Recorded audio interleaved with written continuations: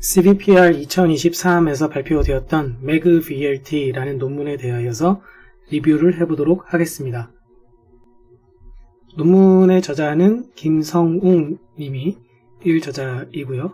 화면 하단에 보이시는 것과 같이 한국 사람들이 저자로 출판한 논문이 되겠습니다. 논문의 풀 네임은 MEG-VLT Masked Generative Vision and Language Transformer가 되겠고요. 그리고 논문 URL은 여기 써져 있기는 한데 검색 엔진에서 MEG-VLT 페이퍼라고만 검색을 하셔도 쉽게 찾을 수 있을 겁니다. 논문의 모티베이션입니다.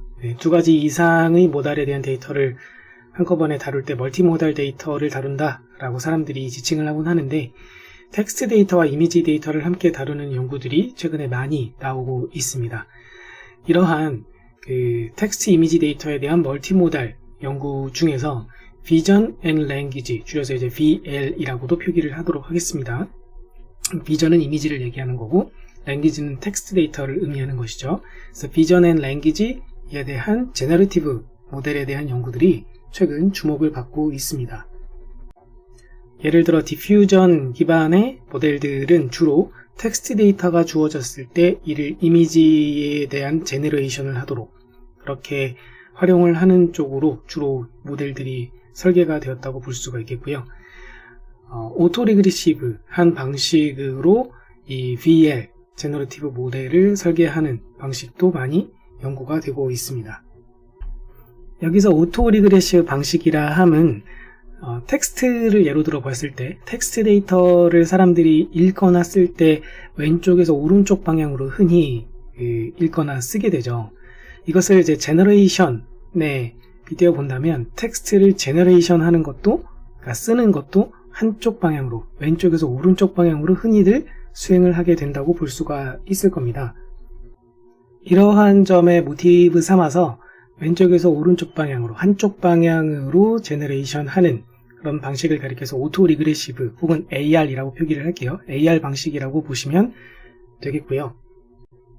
텍스트 데이터를 다루는 NLP 분야, 자연언어 처리 분야에서 프리트레이닝을 통해서 대량의 데이터를 이용한 사전학습을 통해서 모델을 구축하고 이를 배포하는 그런 연구들이 많이 주목을 끌고 있기 때문에 이에 모티브를 삼아서, 이에 모티베이션이 되어서 이미지 데이터에 대해서, 또 나아가서는 멀티모달 데이터에 대해서도 이렇게 사전학습을 통해서 제너레이티브 모델을 만드는 기존 연구들이 존재하고 있습니다.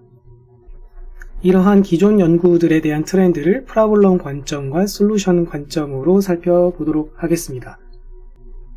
우선 프로블럼 관점부터 보자면, 첫 번째는 어떤 소스 모달에서 타깃 모달로, 예를 들어서 텍스트에서 이미지로의 제너레이션을 가정을 해서 프리트레이닝을 통해 제너레이티브 모델을 만드는 그런 연구들이 있어 왔다.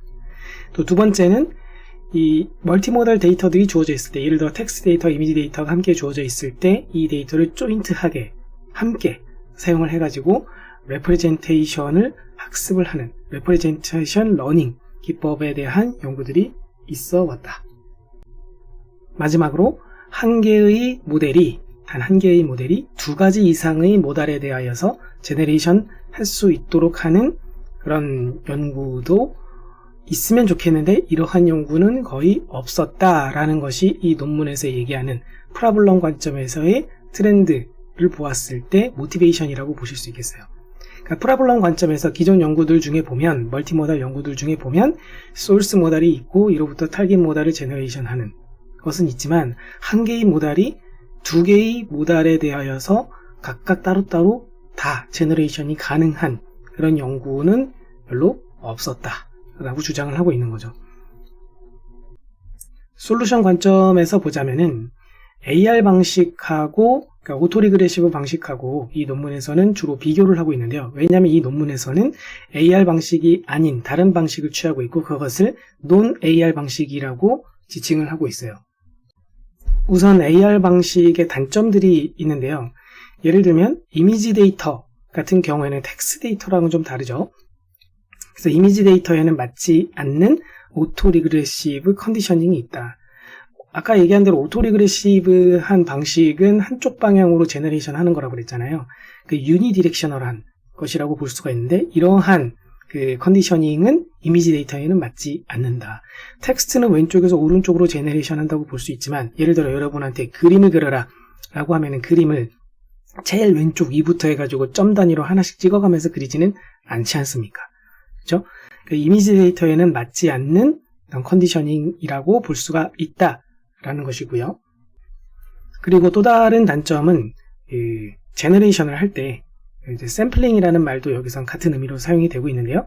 샘플링을 할 때 그것이 원 바이 원 방식이어서 너무 느리다. 그러니까 텍스트를 만들어낸 다음에서야 그 다음인 이 엔드 기호를 제너레이션 할 수 있고 엔드 기호를 만들어낸 다음에서야 이미지라는 단어를 샘플링 할 수 있고 그런 얘기를 하고 있는 거죠. 그래서 원 바이 원 방식이어서 너무 샘플링이 느려 라고 이야기를 하고 있습니다. 반면에 이 논문에서는 마스킹 기반으로 제너레이션 하는 모델을 프리트레이닝을 하게 되는데요. 이러한 방식은 오토 리그레시브 방식이 아니거든요. 그래서 이것을 논 AR 방식이라고 이 논문에서는 지칭을 하고 있습니다. 마스킹 기반의 방식에 대한 이해를 돕기 위해서 화면 가운데 제가 몇 개 이 네모 박스를 그려 보았는데요. 이 AR 방식이라는 거는 한쪽 방향으로 제너레이션 하는 그런 상황이라고 말씀을 드렸어요. 그래서 AR 방식을 통해서 제너레이티브 모델을 학습한다는 건 결국 무슨 얘기냐면 source라는 단어 다음에는 모드가 와야 해. source mode라는 텍스트 다음에는 화살표가 와야 해. source mode 화살표 다음에는 target이라는 단어가 와야 해. 라는 식으로 한 땀 한 땀 원 바이 원으로 어떤 단어를 제너레이션 해야 될지를 가르쳐주는 것. 그런 방식으로 학습되는 게 AR 방식으로 학습이 되는 겁니다. 반면에 마스킹 기반의 방식이라는 것은 지금 보고 계신 것처럼 네모 박스로 가려놓는 거예요. 말 그대로 마스킹, 이렇게 빵꾸 뚫어 놓는 것이죠.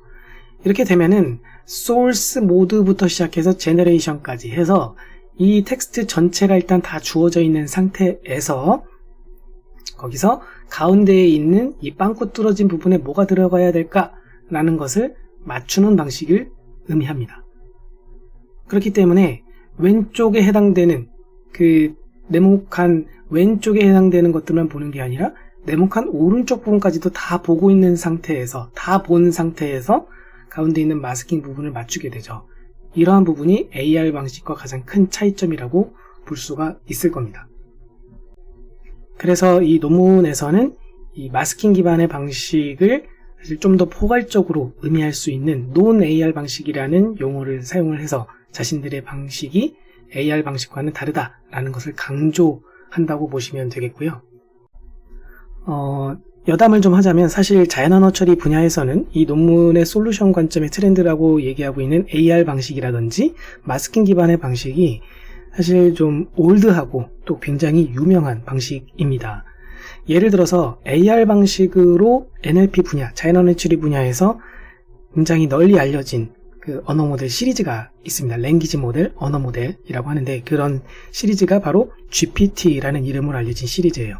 챗 GPT는 아마도 그 인공지능 쪽 전공하는 사람이면 누구나 한 번쯤 이름을 들어봤을 겁니다. 바로 그 챗 GPT에 사용이 되고 있는 GPT 시리즈 언어 모델들이 AR 방식에 해당되는 그 언어 모델들이다 라고 보실 수 있겠고요. GPT 시리즈와 쌍벽을 이룬다고 볼 수 있는 BERT라는 언어 모델이 있는데요. 스펠링은 BERT가 되겠고요. 이 BERT 언어 모델이 마스킹 기반의 방식을 통해서 학습이 된 언어 모델이라고 할 수가 있습니다. 자, 아무튼 이 논문의 모티베이션을 정리하자면 한 개의 모델을 한 개의 제너레이티브 모델로서 두 가지 이상의 모델에 대해서 다 제너레이션 가능하도록 하고자 한다. 그리고 이때 그 제너레이티브 모델을 학습할 때에는 AR 방식이 아니라 BERT 언어 모델에서 모티브를 삼아서 마스킹 기반의 방식을 취해서 학습을 하고자 한다라는 것입니다. 프로블럼, 솔루션, 컨트리뷰션을 정리해 보겠습니다. 이 논문에서 풀고자 하는 프로블럼은 유틸리티가 좋으면서도 성능도 높은 VL 제너레이티브 모델을 만들겠다, 프리트레이닝을 하겠다 라는 것이고요. 여기서 얘기하는 유틸리티는 한 개의 모델로서 이미지와 텍스트 모두 제너레이션 가능하도록 하겠다는 거예요. 그런 의미를 utility라는 단어에 담았다고 보시면 되겠고요. 또한 프리트레이닝이 끝나게 되면 그 외의 외부 리소스나 데이터셋에 따로 의존하지 않는다라는 점도 utility라는 단어 안에 숨어있는 의미라고 보시면 되겠습니다. 그러니까 기존 연구들 중에서 프리트레이닝이 잘 끝났는데 그에 해당되는 모델만 사용하는 게 아니라 프리트레인드 모델에다가 외부 리소스, 다른 프리트레인드 모델이라든지 다른 데이터셋을 또 한 번 더 사용을 해가지고 성능을 높이는 그런 연구들이 이제 있어 왔다는 거죠. 근데 그런 연구들과의 또 다른 차별화 전략을 이렇게 세우고 있는 겁니다. 프리트레이닝이 한 번 다 끝나고 나면, 그러고 나면 그 외에는 다른 외부 리소스라든지 다른 데이터셋에 일절 의존하지 않는다.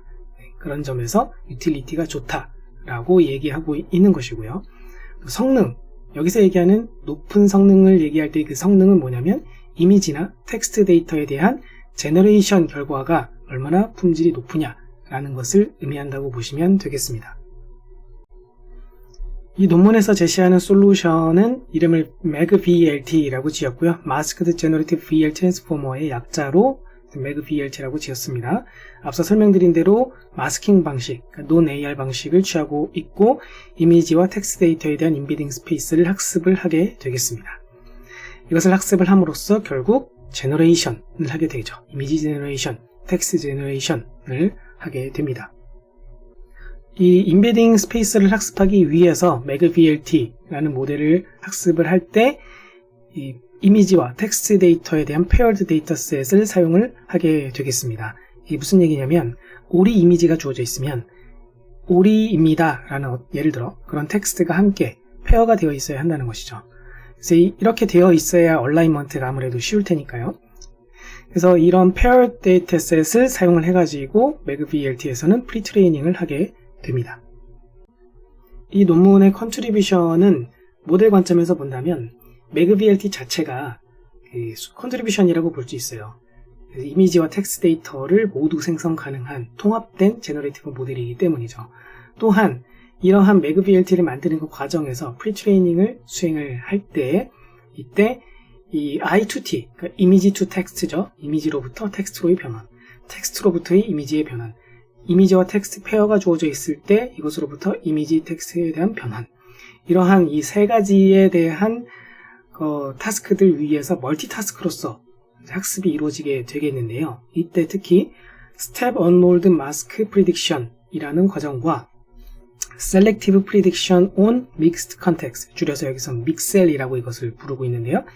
그래서 이 두 가지 과정이 이 프리트레이닝을 위해서 새롭게 제시된 것이라고 보시면 되겠습니다. 이 화면은 MAG-VLT와 프리트레이닝 과정에 대해서 요약을 해주고 있습니다.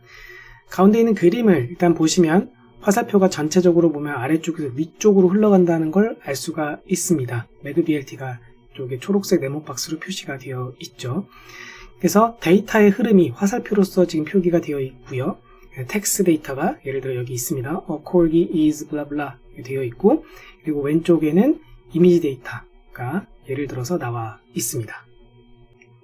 우선 이미지 데이터를 보자면, 흐름을 보자면 이미지 데이터가 먼저 이미지 인코더를 거쳐서 이렇게 그림상으로 봤을 땐 4x4에 해당되는 토큰화가 완료되어서 하나하나가 이제 이미지 토큰으로 변환된 거라고 보시면 되겠는데요. 이미지 토큰화가 되어져서 나왔습니다. 실제로는 논문에서는 16x16인데 그림상에서는 이제 좀 심플하게 4x4로 표기가 되어 있다고 보시면 되겠고요. 이렇게 바뀌어진 것을 마스킹이라는 과정을 통해서 이런 식으로 실제로 임의의 토큰들을 이렇게 블락을 해 놓는 것이죠.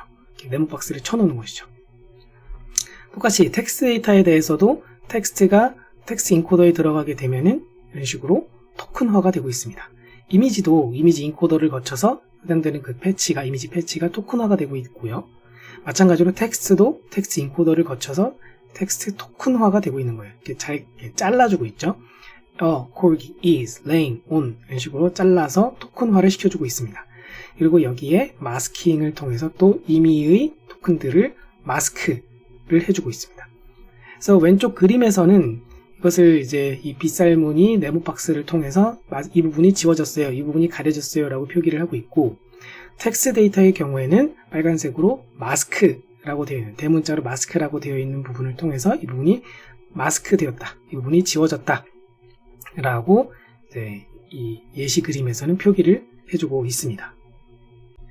자, 이렇게 해서 이미지 데이터도 그렇고 텍스트 데이터도 그렇고 인코더 마스킹 과정을 거쳐서 어떤 이제 이 매그VLT에 들어갈 준비를 마쳤어요. 그런데 이때 이 I2T라는 타스크를 통해서 만약에 학습이 이루어진다고 가정을 했을 경우 I2T 타스크에 대해서는 노란색 선으로 지금 표기를 해주고 있거든요. 노란색 선을 먼저 한번 쳐다보도록 합시다. 노란색 선과 같은 경우에는 이미지 데이터는 보시다시피 마스킹이 되기 전 이미지를 취하고 있어요.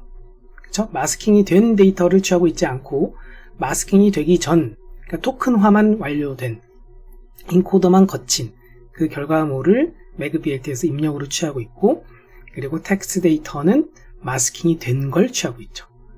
왜냐하면 이미지가 주어졌을 때 그 이미지로부터 텍스트를 제너레이션 하는 방향으로 타스크를 이제 정의한 것이기 때문에 이미지에는 마스킹이 존재하면 안 되는 거예요. 이미지는 풀로 잘 주어져야 하고 해당되는 그 이미지로부터 텍스트를 생성하도록 학습이 되어야 하기 때문에 텍스트는 임의의 부분들이 이렇게 마스킹이 되어져 있는 거죠. 그래서 이 마스크에는 뭐가 들어갈까? 라고 매그VLT로 하여금 맞추게끔 하는 것이죠. 그 과정을 통해서 매그VLT가 배운다고 보는 겁니다. 자, 그런데 매그VLT에 들어가는 데이터가 이미지와 텍스트가 함께 들어가고 있는 것이기 때문에 사실 이게 다 들어갈 때는 숫자화해서 들어가는 거잖아요. 이미지 패치에 대해서 토큰화가 완료돼도 그것은 결국엔 숫자일 뿐입니다. 텍스트 데이터도 똑같이 숫자죠. 그렇기 때문에 입력으로 들어오는 데이터가 똑같은 한 개의 모달에 대한 데이터로 오해받지 않으려면 이 데이터는 이미지입니다, 이 데이터는 텍스트입니다 라는 모종의 표시가 있어야, 그래야 매그VLT 입장에서는 헷갈리지 않게끔 도와줄 수가 있겠죠. 그래서 이미지 데이터로 예를 들자면 이미지 데이터가 매그VLT에 들어갈 때 이렇게 그 토큰화가 완료되어 있는 것들이 들어가게 될 것인데, 이것들 맨 앞에다가 어떤 표시를 해주게 됩니다. 이 표시 뒤쪽에 등장하는 것들은 다 이미지 토큰들입니다 라고 알려주는 셈이 되는 거죠. 그래서 구체적으로 보자면 지금 이 그림상에서는 일단 4x4로 되어 있는데 실제로는 16x16이지만 설명의 용이함을 위해서 4x4라고 가정하고 설명하겠습니다. 그래서 4x4에 해당되는 이 토큰들을 x1, x2, x3 이런 식으로 번호를 매겨서 한번 불러보도록 할게요. 그럼 x1부터 x16까지가 있겠죠? 이것을 모아서 x1, x2, x16이라고 함께 묶어서 부를 수가 있을 겁니다. 그리고 이렇게 묶여진 이 토큰들이 이 매그VLT로 들어갈 때는 그 맨 앞쪽에 특수한 토큰, 여기선 그것을 BOI라고 표기하고 있고요. 특수한 토큰 하나가 덧대어져서 함께 들어간다는 것이죠. 그리고 이 토큰을 여기선 BOI라고 표기한 이유는 그냥 의미로 봤을 때 Begin of Image라는 것의 줄임말로 이렇게 표기를 한 것이고요. 마찬가지로 텍스트 데이터가 매그VLT에 들어갈 때에도 앞쪽에 특수 목적의 토큰을 하나 붙여주게 됩니다. 예를 들어 이 토큰 하나하나가 A는 Y1, 마스크는 Y2, is는 Y3 이런 식으로 부를 수가 있을 거예요. 그럼 이렇게 Y1부터 시작해서 YNT개라고 했을 때 최대 개수가, 그랬을 때 Y1부터 해서 YNT개까지의 것들을 그냥 매그VLT에 넣는 게 아니라 그 앞쪽에 특수 목적 토큰, 여기서는 Begin of Text를 줄여서 BOT라고 표기하고 있고요. 그런 특수 목적 토큰을 함께 붙여서 매그VLT에 넣게 됩니다. 앞서 설명드린 것처럼 이 매그VLT 입장에서 봤을 때는 이미지 데이터도 텍스트 데이터도 어차피 그냥 숫자 형태로 들어오게 돼요. 이 특수목적 토큰이라고 방금 설명드렸던 BOT나 BOI도 사실 그냥 숫자로 들어오는 것입니다. 단지 이 녀석들은 항상 이미지 앞쪽에 항상 등장하고 텍스트 앞쪽에 항상 등장하기 때문에 일종의 표식처럼 매그VLT는 인식하게 되는 거죠. 아, BOI 뒤에는 이미지가 오는구나, BOT 뒤에는 텍스트가 오는구나 라고 매그VLT로 하여금 학습이 잘 이루어질 수 있도록 도와주는 셈이라고 보시면 되겠습니다. 자, 그럼 이제 이 이미지 데이터가 마스킹 되어가는 과정, 또 텍스트 데이터가 마스킹 되어가는 과정을 이 화면 왼쪽과 오른쪽에서 화살표를 통해서 표기를 해주고 있는데요. 먼저 이미지 쪽부터 보도록 하겠습니다. 자, BOI가 이미지 토큰들 맨 앞에 붙어 있고 X1부터 해서 XNI 개까지 토큰이 있다고 합시다. 여기서 일반화해서 표기한 거예요. 사실 이미지 토큰의 개수는 뭐 정하기 나름이잖아요. 그래서 여기서 일반화해서 NI라고 표기를 하고 있는 것이고요. 이 X1, XNI 아래쪽에 대문자 MI는 한 다음에 스몰 m1부터 해서 스몰 mni라고 되어 있는데요. 이 각각의 스몰 m들이 무엇을 의미하냐면 해당되는 각자 자기와 짝꿍을 이루는 그 이미지 토큰들을 마스킹 해야 될지 말아야 될지에 대해서 그 값으로 나타내고 있는 것입니다. 예를 들어서 스몰 m1이 0이다 라고 한다면 이것이 의미하는 것은 x1 토큰은 마스킹하지 않는다 라는 거고요. 스몰 m2가 값이 1이다 라는 것이 무엇을 의미하냐면 x2 토큰은 마스킹한다 라는 거예요. 그래서 이렇게 결정되어 있을 때 이 값들이 각자 0, 1, 0 이렇게 만약에 결정이 되어졌다 라고 가정을 하게 되면은 그러면 오리지널 이미지 토큰들에 대하여서 마스킹된 결과는 화살표 아래와 같이 M2에 해당되는 이 X2 토큰은 마스크 토큰으로 바뀌게 되고 나머지는 그대로 내버려 두게 되는 것이죠. 앞서 설명드린 바와 같이 이 마스크 토큰도 그냥 숫자예요. BOI 토큰이니 모든 것들 다 그냥 숫자입니다. 이것들을 BOI라는 어떤 혹은 마스크라는 어떤 텍스트가 이 사이에 껴들어가는 건가 그렇게 혹시나 이제 오해하시는 분들이 있을까봐 제가 강조해서 설명드리고 있어요. 어차피 다 숫자로 들어가는 거예요. 매그비엘트에 들어갈 때는. 그래서 마스크 목적으로 따로 그 정의한 토큰이 있는 거예요. 그래서 그것을 여기서는 꺽쇠 마스크라고 표기를 하고 있는 것 뿐입니다. 아무튼 간에 이 X1부터 해서 XNI 번째에 해당되는 토큰들이 이 M들에 의해서 마스킹된 결과가 이런 식으로 예를 들어서 표기를 할 수가 있겠고요. 이때 이 마스킹 할지 말지 여부를 나타내는 이 스몰 m들에 대한 이 0이나 1과 같은 이런 값은 어디서 결정이 되는 거냐면 여기서 그 그림에서 보시면 마스킹에 해당되는 네모박스 아래에 지금 이 그림이 하나 그려져 있죠. 여기서 나와 있는 것처럼 코사인 펑션에 기반해서 코사인 펑션을 나타내고 있는 그림이에요. 코사인 펑션에 기반해서 각각의 토큰들이 그 마스킹 되어야 할지 말지에 대한 그 값을 샘플링한다. 유니폼하게 샘플링을 하게 된다 라는 의미가 되겠습니다. 텍스트 데이터에 대한 마스킹 과정도 보시다시피 마스킹 아래쪽에 그림이 하나 그려져 있습니다. 그래서 유사해요. 유니폼하게 샘플링을 하는데 단지 그 함수가 텍스트 데이터에서는 코사인이 아니라 리니어 펑션입니다. 선으로 그려져 있죠. 이런 식으로 이미지에 대해서는 코사인 펑션에 의해서 텍스트에 대해서는 리니어 펑션에 의해서 유니폼하게 샘플링하는 이런 방식은 과거에 수행된 다른 연구를 참고해서 이렇게 마스킹을 했다라고 설명을 하고 있습니다. 아무튼 이 텍스트 데이터에 대해서도 오리지널 텍스트로부터 마스킹이 완료된 텍스트를 만들어내기까지의 그 과정에서 이 마스킹이 지금 설명드린 대로 이미지와 비슷한 방식으로 취해져서 마스킹이 완료된다 라고 보시면 되겠고요. 참고로 여기서도 일반화해서 이 텍스트의 토큰 개수를 NT라고 표기는 하고 있습니다만 이 논문에서는 실제로는 NT를 64로 결정하고 이렇게 실험이 이루어지게 됩니다. 앞서서 학습 과정에 대해서 설명을 할 때 I2T에 대해서만 설명을 했는데요.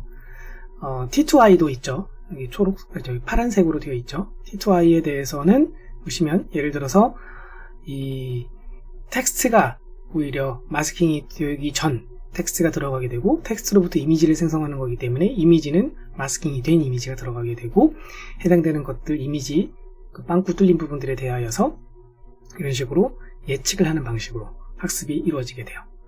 I2T에 대해서도 마찬가지로 그 마스킹이 되어 있는 텍스트에 뭐가 들어가야 될지 이렇게 맞추는 식으로 학습이 이루어지게 되는 거고요. IT2IT와 같은 경우에 초록색으로 되어 있는데 이 경우에는 이미지도 마스킹이 되어 있고 텍스트도 마스킹이 되어 있는 게 들어와서 둘 다를 함께 맞추는 식으로 학습이 이루어진다 라는 그 개념을 잘 보여주고 있습니다. 이제 화면 우하단을 보도록 할게요. 앞서 설명드린 대로 이미지 텍스트에 대한 페어 데이터셋이 필요하겠고요. 로스 함수가 논문에서 이렇게 정의가 되고 있습니다. 여기서 loss i2t 무엇을 의미하는지 아시겠죠? i2t 타스크를 통해서 학습이 이루어질 때의 로스를 정의하고 있는 것이고, 그 아래쪽은 t2i 타스크에 대한 로스, it2it 타스크에 대한 로스를 각각 정의해주고 있습니다. 이 로스들 중에서 로스 i2t만 좀 자세하게 한번 설명을 해보도록 할게요. 다른 것들은 충분히 다 응용을 해서 해석을 할 수 있는 부분이기 때문에 i2t 로스만 좀 보자면, 이건 이미지가 주어져 있을 때 텍스트에 마스킹 되어 있는 빵꾸 뚫린 부분을 맞추고자 하는 것이잖아요. 그러면 의미적으로 일단 생각을 해보자고요. 이미지는 이렇게 마스킹이 되기 전 이미지입니다. X.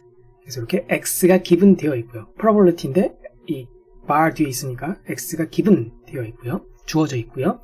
그리고 이 텍스트는 마스킹이 되어 있는 게 들어간다고 그랬어요. 그러니까 이 우측 상단에 있는 그림과 같은 경우에는 Y가 아니라 YMT라고 제가 표기되어 있는 이 놈에 해당이 되는 거죠.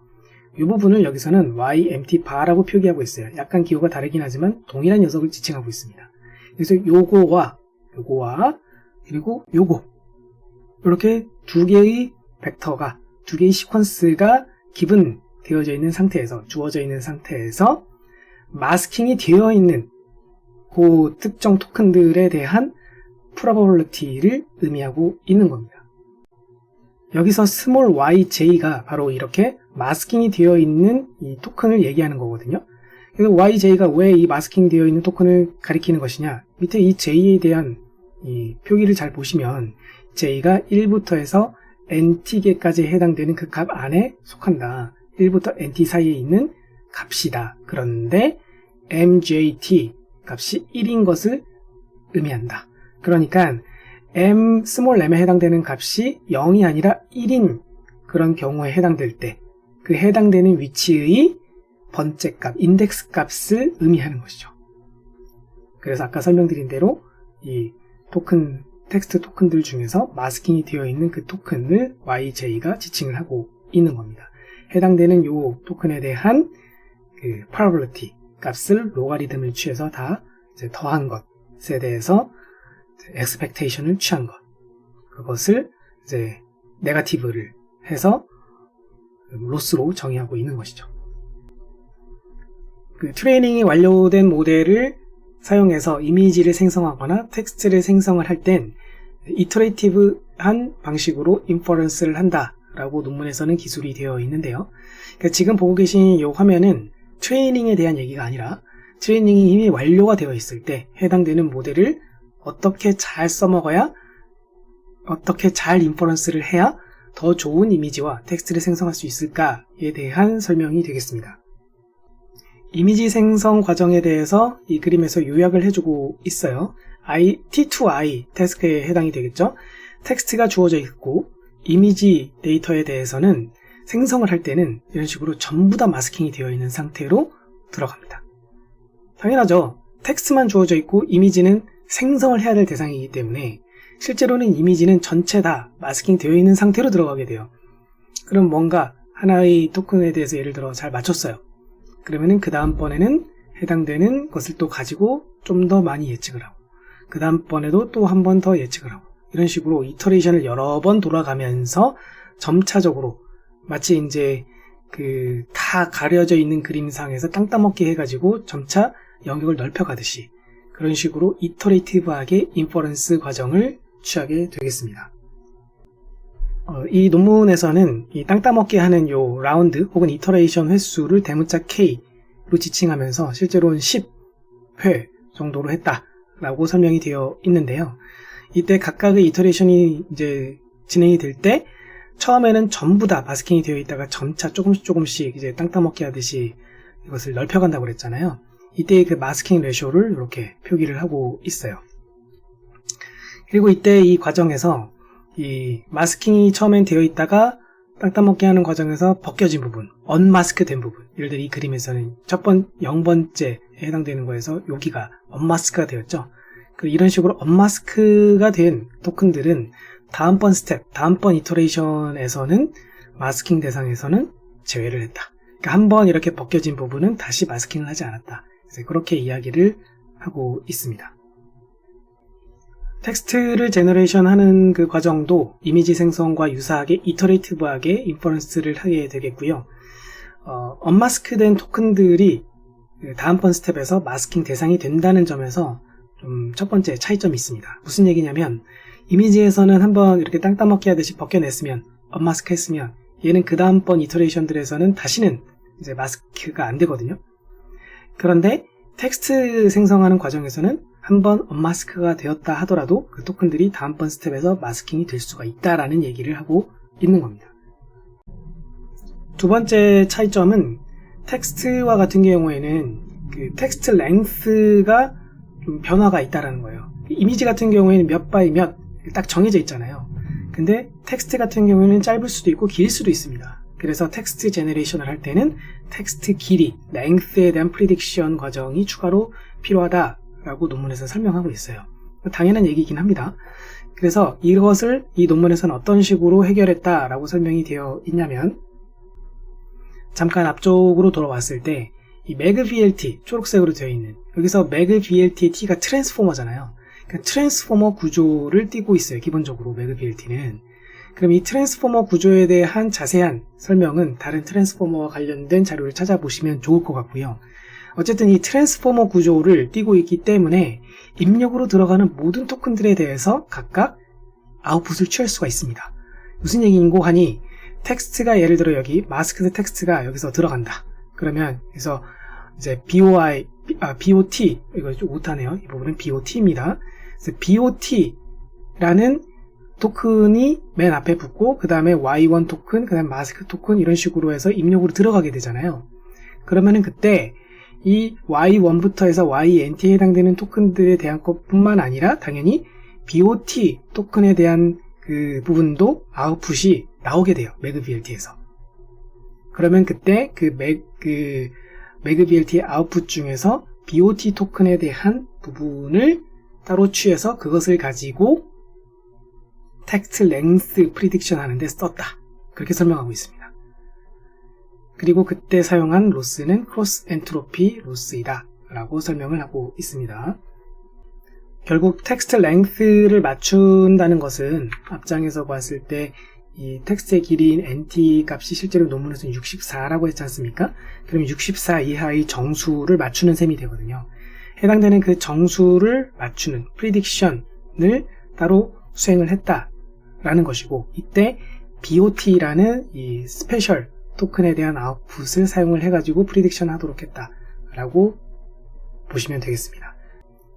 사실 이런 식으로 스페셜 토큰에 대한 아웃풋을 사용해서 모종의 값을 프리딕션 하는 그런 방식은 트랜스포머 기반의 언어 모델들, 특히 그 트랜스포머의 인코더 파트를 취한 벌트와 같은 그런 언어 모델들에서는 흔히 취하는 방식이었다라고 생각하시면 되겠고요.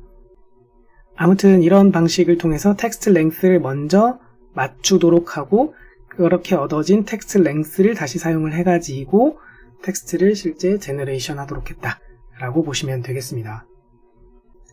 다음으로 살펴볼 것은 이 논문에서 제시한 두 가지 프리트레이닝 오브젝티브들 중에서 첫 번째인 Step Unrolled Mask Prediction입니다. 줄여서 Unroll Mask 혹은 더 줄여서 UM이라고 표기를 하도록 하겠습니다. 이 Unroll Mask를 I2T 타스크에 적용을 했을 때의 트레이닝 오브젝티브에 대해서 먼저 살펴보겠습니다. 우선 이 모티베이션부터 우선 살펴보자면 이터레이티브 인퍼런스 과정을 앞서서 살펴보았죠.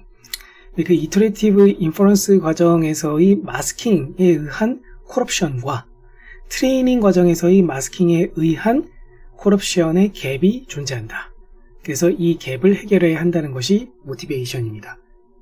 이게 무슨 얘기인지에 대해서 설명을 위해서 잠깐 앞장으로 돌아와서 보자면 지금 보고 계신 이 그림은 앞서 설명드린 이터레이티브 인퍼런스입니다. 학습에 완료된 MEG-VLT를 사용해서 이미지를 제너레이션하는 과정을 보여주고 있죠.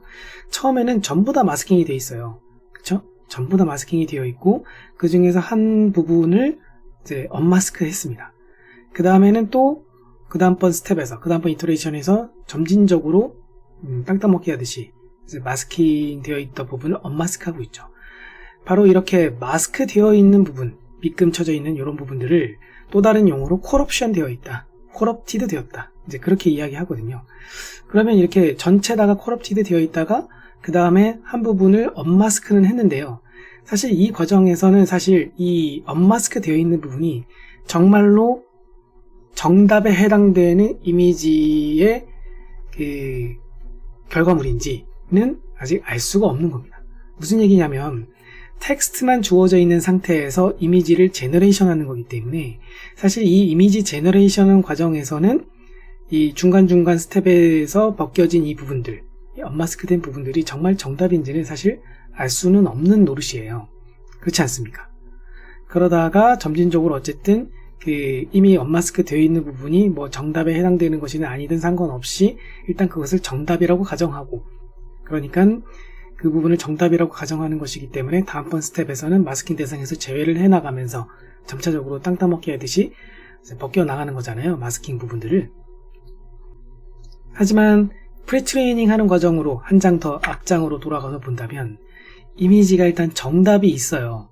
그렇죠? 정답을 갖고 와서 그 정답에서 임의의 부분들을 마스킹을 해 놓고 그 다음에 맞추게끔 했다라는 겁니다. 그렇죠? 텍스트에 대해서도 마찬가지죠. 텍스트도 정답이 주어졌을 때 그것에 대해서 마스킹을 해서 그것을 맞추도록 하고 있지만 인퍼런스 과정에서는 아무것도 텍스트가 쓰여있지 않은 상태에서 그 마스킹 되어 있는 부분들을 하나씩 까서 언마스크 해나가면서 만들어가는 방식으로 텍스트가 제너레이션 되지 않습니까? 그래서 이러한 갭을 해결하기 위해서 제시된 것이 바로 이 스텝 언롤드 마스크 프리딕션이다 라는 것이고요.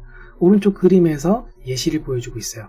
I2T 태스크니까 이미지는 원본으로 주어져 있고 텍스트가 이제 제너레이션 될 대상이 되는 이제 태스크인 셈이죠. 그래서 이미지가 먼저 정답 이미지가 이미지 인코더를 거쳐서 이렇게 만들어졌고요. 그리고 텍스트도 이제 학습하는 과정이기 때문에 전부 다 마스킹이 되어 있지는 않아요. 지금 학습에 대한 것입니다. 트레이닝 오브젝티브죠.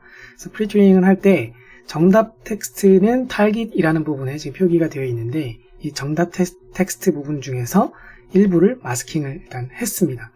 그리고 이렇게 마스킹 되어 있는 부분을 이제 매그BLT에 의해서 맞추도록 하는 거잖아요. 그래서 마스크 프리딕션이 맞춘 결과물이에요. 그러면 타깃이랑 잘 맞아떨어지지 않는 부분도 있고 정답으로 잘 맞춘 부분들도 있는 것을 볼 수가 있어요. 이렇게 마스크 프리딕션과 타깃 사이에서 계산되는 것이 앞서서 보여드렸던 이 로스 I2T죠. 이 로스 I2T가 이 마스크 프리딕션과 타깃 사이에서 계산이 1차적으로 될 것인데요. 여기서 한 스텝 더 나가요.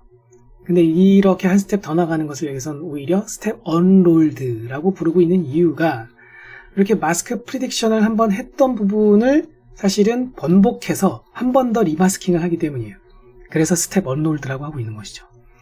보시면 children 이 부분 이미 마스크 프리딕션 했잖아요. 그런데 이 부분을 마스킹 대상에 다시 한번 포함을 했기 때문에 마스킹이 또 된 것을 볼 수 있어요. 하지만 그렇다고 해서 이미 마스킹 되었던 부분만 다시 마스킹 되는 건 아니고요. 예를 들어 with a birthday 부분 중에서 birthday 같은 경우에는 처음에 마스킹 할 때는 포함이 안 됐다가 리마스킹 할 때는 포함이 된 것을 알 수가 있습니다. 반면에 이 cake on the table 부분을 보면 이 부분은 마스크 프리딕션이에요. 타깃이 아니죠. 정답은 아니에요. 근데 이 부분을 마치 정답이라고 생각하고 실제로 마치 인퍼런스 할 때는 이 제너레이션 텍스트가 정답인지 아닌지 그 부분을 생각하지 않고 제너레이션 하잖아요. 그런 상황을 가정해서 cake on the table에 해당되는 부분을 다시 한번 이제 마스킹 대상에는 포함은 하고 있으나 마스킹이 안 되었으면 그 부분을 그대로 두고 있는 걸 알 수 있어요. 정답에 해당되는 with one candle이라고 되어 있는 게 아니라 on the table 이라고 하는 부분이 그대로 이제 쫓아왔다는 부분을 지금 주목을 하셔야 되는 거죠. 정리하자면 이 처음에 마스킹을 해가지고 마스크 프리딕션 하는 거는 타깃을 가지고 정답을 가지고 마스킹을 해가지고 프리딕션을 했어요. 그런데 그 다음번에 리마스킹하는 과정을 스텝 언롤드라고 지칭을 하고 있는 거고, 그렇게 리마스킹 할 때에는 마스크 프리딕션 된 결과물을 가지고, 그러니까 타깃이 아니라 마스크 프리딕션한 결과물을 가지고 다시 한번 리마스킹을 했다는 겁니다. 그리고 거기에 대해서도 또 한번 프리딕션을 하겠죠. 그래서 이렇게 얻어진 결과물을 스텝 온월드 마스크 프리딕션이라고 부르고 있는 것입니다. 그래서 이렇게 얻어진 결과물과 또 타깃과도 다시 한번 로스를 계산하고 있고, 그것을 여기선 loss I2T라고 지칭을 하고 있습니다. 지금까지 설명드린 언롤 마스크 기법은 I2T와 T2I 타스크에만 적용했고요. 이 크로스 모달 컨텍스트를 망가뜨리지 않기 위해서 IT2IT 타스크에는 적용하지 않았다라고 기록이 되어 있습니다. 다시 말해서 만약에 이 오른쪽 그림을 예로 들자면 케이크에 해당되는 부분도 마스킹이 다 되어 있고, 텍스트상에서도 이 birthday 케이크라는 부분이 다 마스킹이 되어 있게 되면, 그러면 그 해당되는 부분에 대해서 다 정보가 아예 없는 셈이잖아요. 이미지에도 없고 텍스트에도 없고. 근데 그런 상태에서 만약 스텝 온롤드 마스크 프리딕션이 하게 되면, 동작을 하게 되면 말 그대로 다시 리마스킹 하는 과정에서 산으로 갈 수가 있겠죠. 그렇죠? 그래서 크로스 모달 컨텍스트를 망가뜨리지 않기 위해서 IT2, IT에는 적용하지 않았다. 적어도 한쪽 모달에서는 확실하게 정보를 갖고 있도록 해주어야 이제 온라인이 잘 되니까. 그래서 크로스 모달 컨텍스트를 지키기 위해서 그랬다라고 설명을 하고 있습니다. 그 다음은 이제 믹셀에 대해서 설명하겠습니다. 바로 이게 이 논문에서 제시한 두 번째 프리트레이닝 오브젝티브가 되겠고요. 이 믹셀은 Selective Prediction on Mixed Content의 약자가 되겠습니다. 이 논문에서는 줄여서 이것을 믹셀이라고 부르고 있는 것이고요. 이 믹셀 기법의 모티베이션은 이렇습니다. 크로스 모달 컨텍스트를 잘 유지할 수 있도록 더 도움을 주자라는 차원이 되겠고요. 한쪽 모달 데이터에 내재된 바이어스에 의해서 다른 쪽 모달에서 부정적인 영향을 받지 않도록 하기 위함이에요. 그 다음으로 살펴볼 것은 이 논문의 두 번째 프리트레이닝 오브젝티브라고 볼 수 있는 Selective Prediction on Mixed Content입니다. 줄여서 믹셀이라고 부르고 있고요. 이 믹셀 기법의 모티베이션은 이렇습니다. 크로스 모달 컨텍스트를 잘 유지할 수 있도록 더 도와주자. 그러니까 한쪽 모달 데이터에 만약에 어떤 임의의 바이어스가 내재되어 있는데 그것이 다른 쪽 모달에는 부정적인 영향을 줄 수가 있다. 그러니 이런 부정적인 영향을 받지 않도록 좀 잘 방어를 해주고 싶다라는 겁니다. 이에 대해서 한 가지 예를 들어보자면, 만약에 텍스트 데이터 상에서 고양이에 대한 내용보다 강아지에 대한 내용이 압도적으로 많았다고 가정합시다.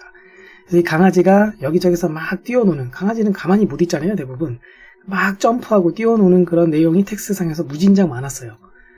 그런 바이어스가 텍스트 데이터에 만약 존재했었다면, 그러면 화면 하단에 있는 그림 중에서 이런 그림을 만약에 모델한테 주었다고 가정을 했을 때, 이것은 우리는 알죠. 눈 위에서 고양이가 점프하는 그림이라는 거 알고 있습니다.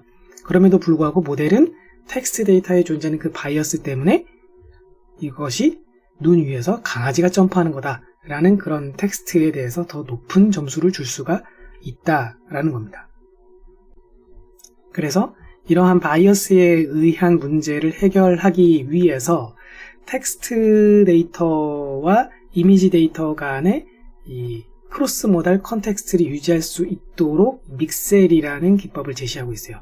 예를 들어 T2I 믹셀부터 I2T 태스크에 대한 믹셀, 그리고 IT2IT 믹셀까지 순서대로 살펴보자면, 먼저 T2I 믹셀은 이미지를 제너레이션하는 것이기 때문에 원본 이미지 한 개가 들어가서 마스킹이 되는 것까지 여기는 쉽게 이해할 수 있을 겁니다. 근데 텍스트가 두 개가 들어가요. 이 중에서 하나는 이 이미지와 잘 얼라인이 되는 텍스트라고 볼 수 있고, 나머지 하나는 그렇지 않아요. 그래서 일부러 이렇게 텍스트 두 개를 함께 다 인코딩을 해서 결과물로 하나를 만들어내고 있습니다. 그러니까 두 개 텍스트를 이어 붙인 셈이죠. 두 개 텍스트를 또 구분은 지어줘야 되니까 그 구분 지어줄 수 있도록 세퍼레이션 용도로 정의된 특수 목적 토큰을 사이에 끼워 넣고 있습니다. 그리고 두 개의 텍스트를 이어붙인 건 맨 앞에 left라고 되어 있는 것도 특수 목적 토큰이 되겠고요. 말 그대로 방향이죠. left니까 방향인데, 이건 이미지가 주어져 있을 때 이미지 중에서 어떤 이미지에 대한 것인지를 지칭해주는 그런 인디케이터 용도인 셈이에요. 예를 들어 이제 IT to IT 부분을 먼저 보시게 되면은 여기서는 이미지가 두 개가 함께 들어가거든요. 그럼 여기서 corgi is 블라블라 라는 요 텍스트는 주어진 두 개의 이미지 중에서 왼쪽 거야 라는 걸 지칭하기 위해서 left라고 써져 있는 거예요. 비슷하게 IT2 믹셀과 같은 경우에도 이미지가 두 개가 들어가고 있는데 이번엔 위아래인 셈이죠. 그래서 두 개의 이미지들 중에서 아래쪽 거다 라는 것을 지칭하기 위해서 이번엔 바텀이라는 특수목적 토큰이 삽입되어 있는 걸 알 수가 있습니다. 자, 아무튼 간에 이 T2i 믹셀로 다시 돌아와서 보자면 이미지 한 개가 주어져 있고 한 개밖에 없으니까 그냥 left로 지칭하고 있는 셈이고요. 요 이미지가 그 얼라인이 잘 되는 이미지랑 얼라인이 잘 되는 텍스트는 요 놈이다 라는 걸 지칭을 해주고 그래서 이제 향후 크로스 모델 컨텍스트가 잘 유지될 수 있도록 도와줄 수 있겠다 라는 겁니다. 비슷하게 I2T 믹셀과 같은 경우에도 이미지가 두 개로 주어져 있는데 이 이미지들 중에서 아래쪽 이미지에 대한 설명이다 라는 것을 지칭하고 있는 거예요. 텍스트는 하나가 주어져 있고 텍스트를 제너레이션 하는 거기 때문에 텍스트에 대해서 마스킹을 하고 있죠.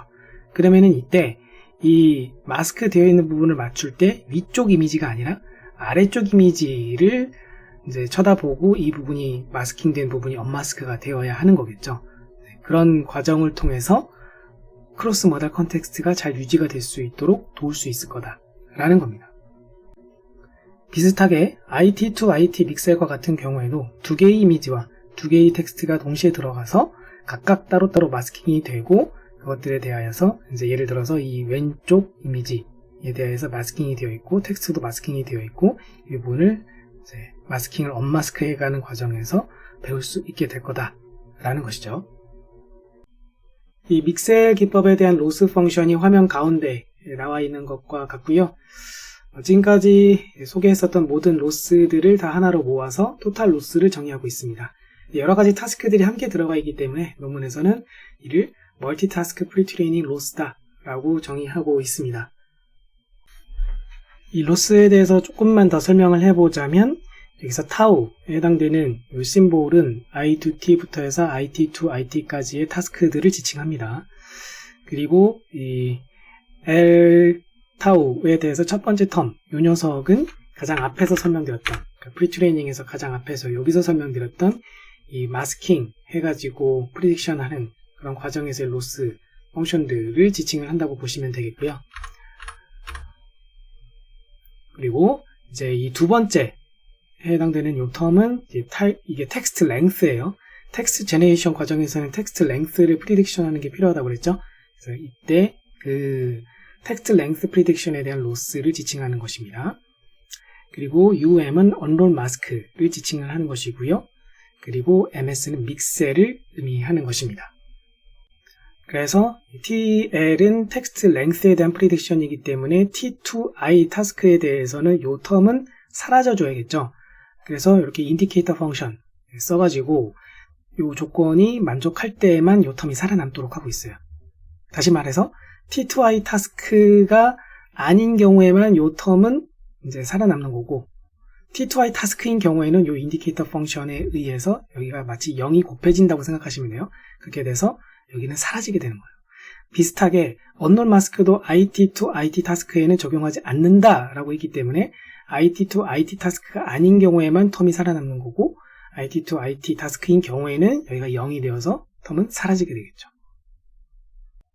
마지막으로 여기서 하이퍼 파라미터들이라고 볼 수 있는 이 람다 값들과 같은 경우에는 그 저자들의 실험에 의해서 자체적으로 매뉴얼하게 세팅을 했다라고 설명을 해주고 있습니다. 논문의 실험입니다. 이 논문에서 주된 비교 대상은 ARGVLT, ARGVLT라고 부르겠습니다. AR 방식을 취한 대표적인 비교 대상이라고 보시면 되겠고요. 논문에서 제시한 MAGVLT는 Non-AR로서 설계된 모델이죠. 프리트레이닝에 사용한 데이터셋은 이렇게 4개의 데이터셋을 사용했다고 되어 있고 총량은 17M 이미지 텍스트 페어가 되겠습니다. 그리고 프리트레이닝 타스크는 ARGVLT 같은 경우에는 T2I, I2T를 마스킹하는 식으로 학습이 되고 매그VLT는 이미 설명을 다 드린 바 있죠. 그리고 이제 이밸루에이션을 해야 되겠죠. 측정을 해야 돼요. 성능 측정을. 그래서 그를 위해서 텍스트나 이미지를 제너레이션 할 때는 지로샷 방식으로 제너레이션 했다 라고 되어 있고요.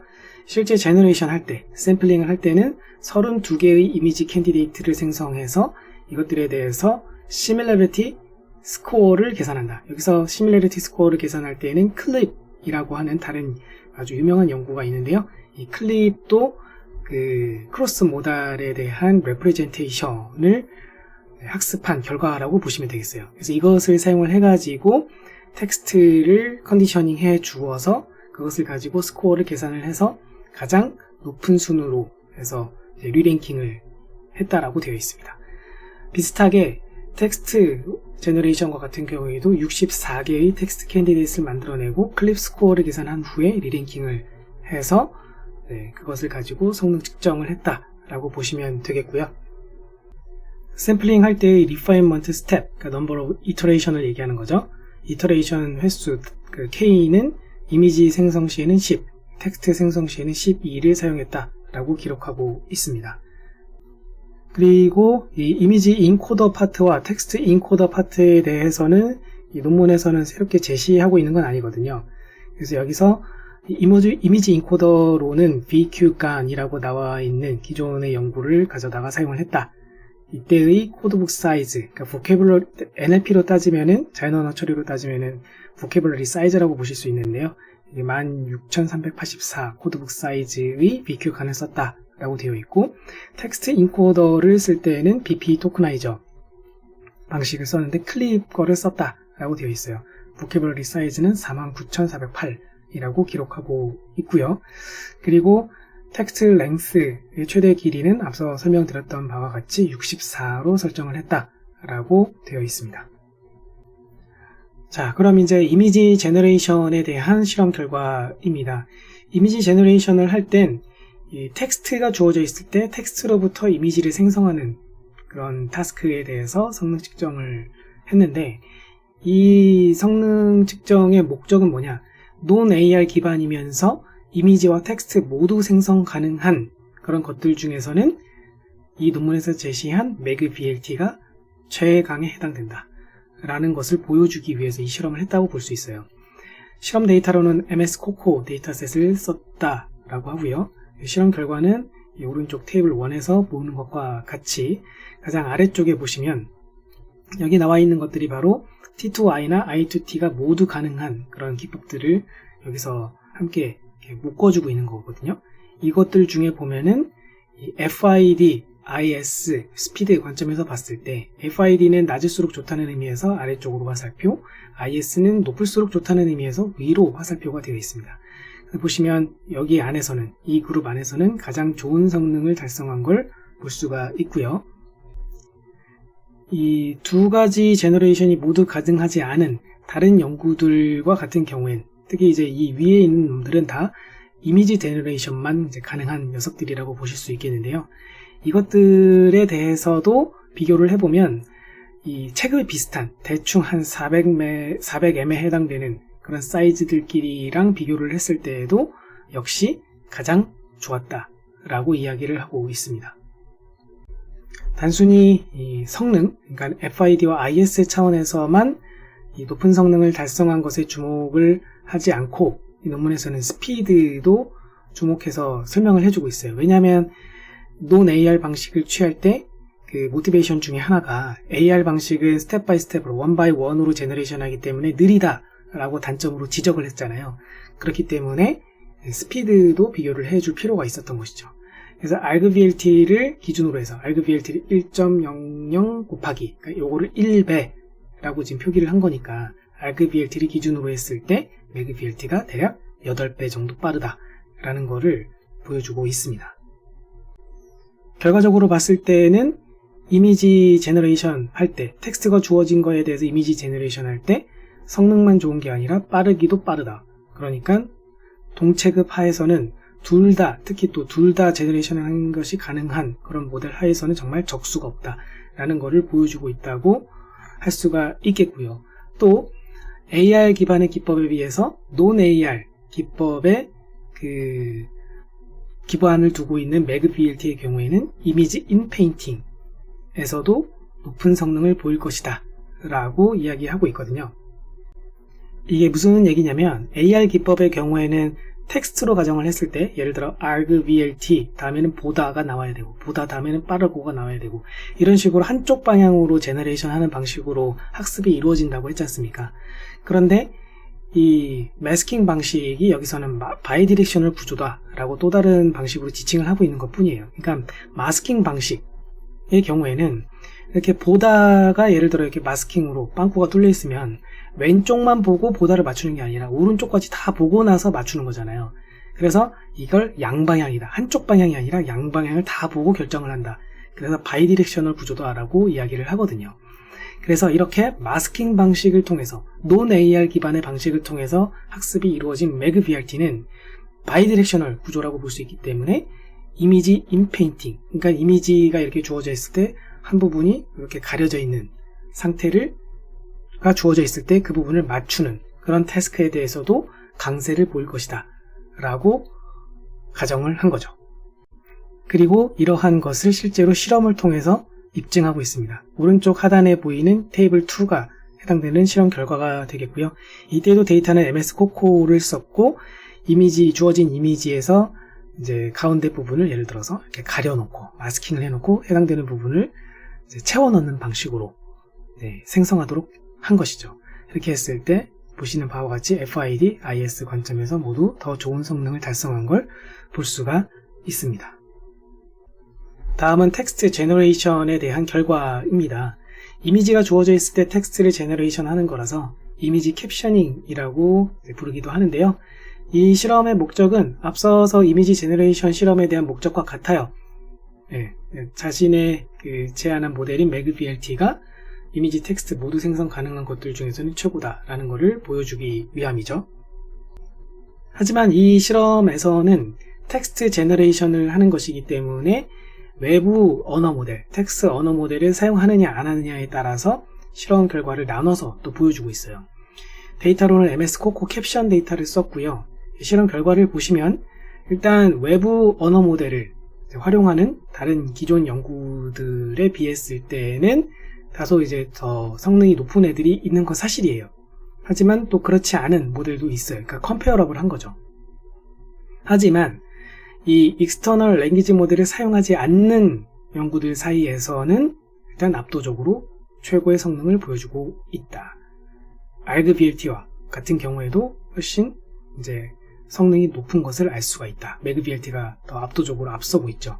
성능만 앞서는 게 아니라 속도도 더 빠르다는 것을 볼 수가 있습니다. 단 앞서서 봤었던 이미지 제너레이션에 비해서 텍스트 제너레이션은 1.56배이기 때문에 이미지 제너레이션에 비해서는 속도 차이가 작은 편이에요.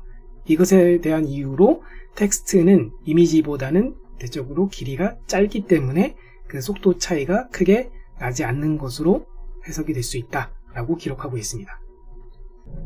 MS 코코 캡션 데이터를 이번에는 학습에 사용을 해서 그 모델을 만들고 그것으로서 노캡스라는 또 다른 데이터셋에 대해서 성능 평가를 한 게 테이블 4 윗부분에 나와 있는데요. 반면 이제 MagVLT와 argVLT와 같은 이런 모델들은 화면 하단에 따로 이렇게 그룹화가 되어 있습니다. 이것들은 MS 코코 데이터를 사용하지 않고 곧장 노캡스 데이터에 대해서 이제 성능 평가가 된 결과라고 보실 수 있어요. 자, 그랬을 때 이 MagVLT가 일단 argVLT에 비해서는 성능이 높다는 것을 보여주고 있고요. MS 코코 데이터를 학습에 사용한 위쪽 그룹과도 컴페어러블한 성능을 보였다. 예를 들어 47.7, 9.1인데 MagVLT는 46.3, 8.7이니까 아주 크게 떨어진다고 보기엔 어렵다. 그렇게 얘기하고 있는 거죠. 또한 이 코코 데이터를 MS 코코 데이터를 트레이닝에 사용하지 않은 경우에 대해서 봤을 때는 요 안에서 보면 요 맨 위에 있는 요 두 개가 굉장히 높은 성능을 달성한 걸 볼 수가 있는데 요 기법들은 요 연구들은 외부 리소스 혹은 랭귀지 모델을 사용한 것이라고 볼 수 있기 때문에 이런 것들을 제외하고 봤을 때에는 MagVLT가 가장 높은 성능을 보였다라고 주장을 하고 있습니다. 마지막으로 텍스트 인필링에 대해서도 실험을 했는데요. 이것도 앞서 봤던 이미지 인페인팅 타스크와 유사하게 그 텍스트 인필링도 주어진 텍스트의 일부를 마스킹을 해놓고 거기를 맞추는, 채워넣는 그런 타스크에 대한 것이 되겠고요. 이 실험의 목적은 앞서 봤었던 이미지 인페인팅과 똑같습니다. 매그비엘티의 바이디렉셔널 구조의 이점을 확인하기 위해서 실험을 한 것이에요. MS 코코 데이터셋을 썼고 보시는 바와 같이 알그비엘티보다 더 높은 성능을 달성했다는 것을 알 수가 있습니다.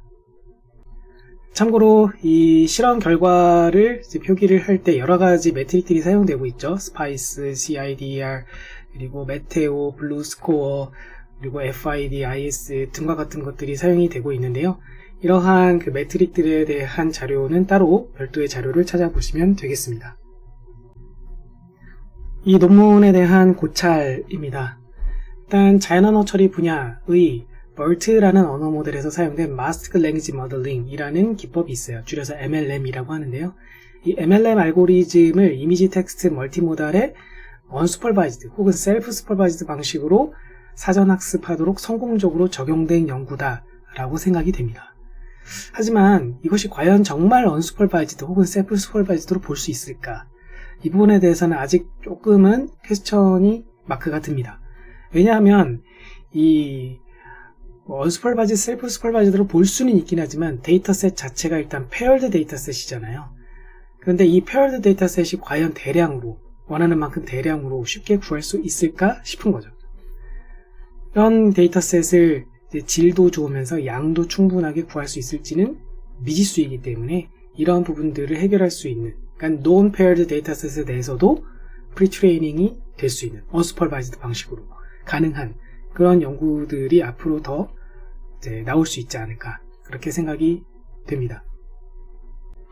또 한 가지 짚고 넘어갈 부분이 있다면 이 매그비엘티와 같은 경우에는 유틸리티성을 또 강조하고 있었거든요. 그러니까 한번 프리트레이닝이 마친 후에는 외부의 리소스, 데이터셋, 프리트레인드 모델을 사용하지 않는다 라고 장점을 강조를 했고요. 실제로 프리트레이닝이 한번 완료되고 나면 매그비엘티를 갖다가 이미지를 제너레이션 하건 텍스트를 제너레이션 하건 한번 제너레이션해서 그것을 서비스나 어플리케이션에 갖다 쓸 수는 있겠죠. 하지만 이 실험 결과에서는 근데 비교를 할 때 과연 그러한 부분이 잘 지켜졌는가 하는 약간 퀘스천 마크로 남습니다.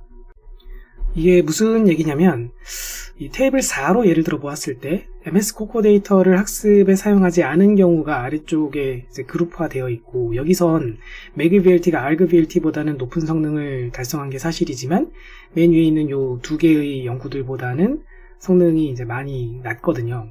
그래서 이 이유에 대해서 논문에서는 어떻게 설명하냐면 이 녀석은 덩치가 일단 크고, 그리고 이 둘 다 그 외부 리소스 혹은 랭귀지 모델을 적극 활용하고 있다. 그렇기 때문에 얘네들이 더 성능이 높았다라고 설명을 하고 있어요.